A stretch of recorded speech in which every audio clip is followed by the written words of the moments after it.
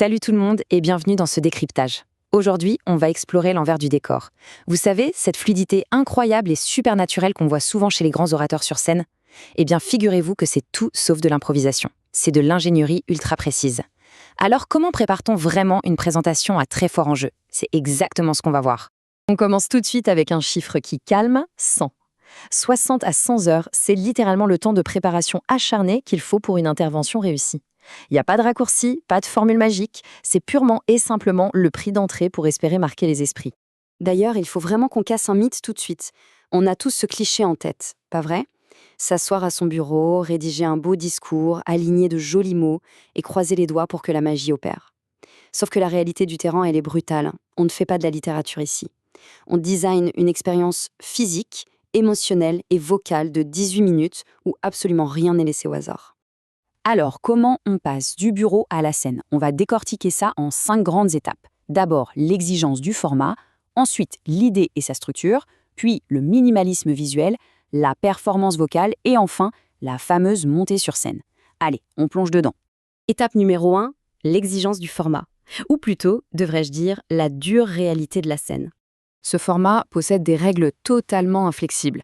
La moindre sortie de route se paie cash. Du coup, c'est super important de comprendre ce que ça n'est pas. C'est pas le moment de sortir un pitch d'entreprise déguisé.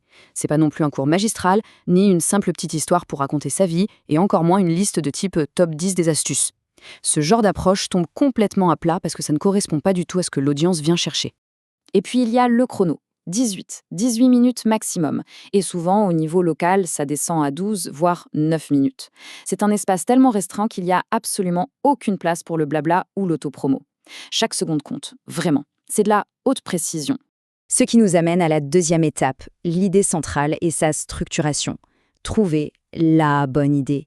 Il faut savoir que 80% de la réussite se joue ici. Et pour vérifier si l'idée tient la route, on utilise le fameux test du tweet. En gros, est-ce que votre idée tient en moins de 280 caractères? Un truc du genre. Le multitâche vous rend stupide, et la science le prouve. Bam, c'est punchy, c'est contre-intuitif. Si vous n'arrivez pas à résumer le propos comme ça, c'est que l'idée n'est tout simplement pas prête pour la scène. Une fois qu'on a ça, on tire le fil rouge, la ligne directrice. Et là, c'est sans pitié. Chaque diapo, chaque exemple, chaque transition doit impérativement nourrir cette idée. Sinon, on coupe, direct. En général, appliquer cette règle, ça élimine d'office près de 30% d'un premier brouillon. Niveau architecture, c'est réglé comme du papier à musique en 4 mouvements. D'abord le hook, dans la première minute, pour accrocher le public. Ensuite, on pose sa légitimité avec une histoire personnelle jusqu'à la 4e minute. Puis vient le cœur du sujet, le grand aha moment, jusqu'à la 12e minute. Et on termine en force avec l'appel à l'action pour transformer la vision du public. Troisième pilier, le minimalisme visuel. Et croyez-moi, les règles de design sont ultra strictes. Bon, alors là, c'est l'ironie suprême. J'utilise littéralement une liste à puces pour vous expliquer qu'il ne faut jamais utiliser de liste à puces sur scène. Bref, le visuel doit servir le message, pas le parasiter. La règle, c'est une seule idée par diapo, aucun logo pour rester neutre et des chiffres énormes pour frapper les esprits.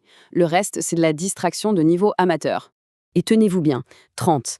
Idéalement, 30% de la présentation devrait se faire sur un écran complètement noir. Un vrai silence visuel. Pourquoi? Tout simplement pour obliger la salle à vous regarder vous, plutôt que d'être hypnotisé par un écran lumineux. Passons à l'étape numéro 4, la répétition et la performance vocale. C'est là qu'on apprend à jouer de son instrument. Regardez bien ces statistiques d'Albert Mérabien, elles provoquent toujours un choc. Le contenu verbal pur, les mots en eux-mêmes, ça ne pèse que 7% de l'impact. Tout le reste, c'est 38% pour la voix et un énorme 55% pour la présence visuelle. Autrement dit, la façon dont on dit les choses est infiniment plus importante que les mots eux-mêmes. C'est fou, non? Du coup, la mécanique vocale, c'est vital. On vise un rythme de croisière entre 130 et 150 mots par minute. On joue sur les variations de volume, mais la vraie botte secrète, le silence. Placer un blanc de 3 à 5 secondes, c'est une véritable arme de persuasion. C'est souvent ce qui terrifie le plus les débutants, et pourtant, c'est redoutable.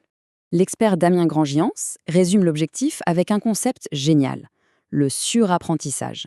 En gros, il faut connaître son script à un point tel qu'on peut le réciter machinalement en faisant la vaisselle.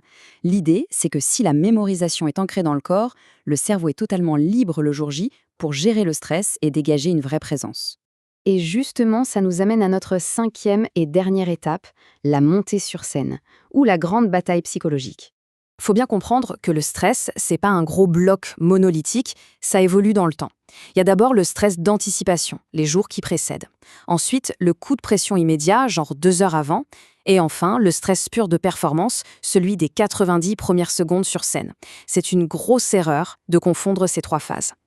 Alors, comment on dompte tout ça? La boîte à outils est classique mais ultra efficace.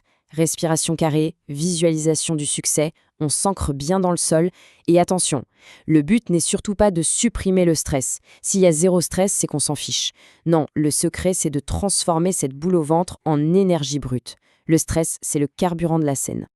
Et puis, viennent les fameuses 24 dernières heures. Le mot d'ordre, lâcher prise, on dort. On mange léger et par pitié, on arrête les filages complets et obsessionnels de dernière minute. Faut faire confiance à tout le travail accumulé. La seule chose qui compte, c'est que les 90 premières secondes soient un réflexe absolu pour démarrer sans accroc. Voilà, on arrive à la fin de cette analyse. Et franchement, une question un peu provocante s'impose. On a vu l'exigence monumentale que ça demande. Alors est-on vraiment prêt à investir ces 60 heures de travail incompressibles ? Transformer une simple idée en une performance qui va faire le tour du monde, ça demande une discipline de fer.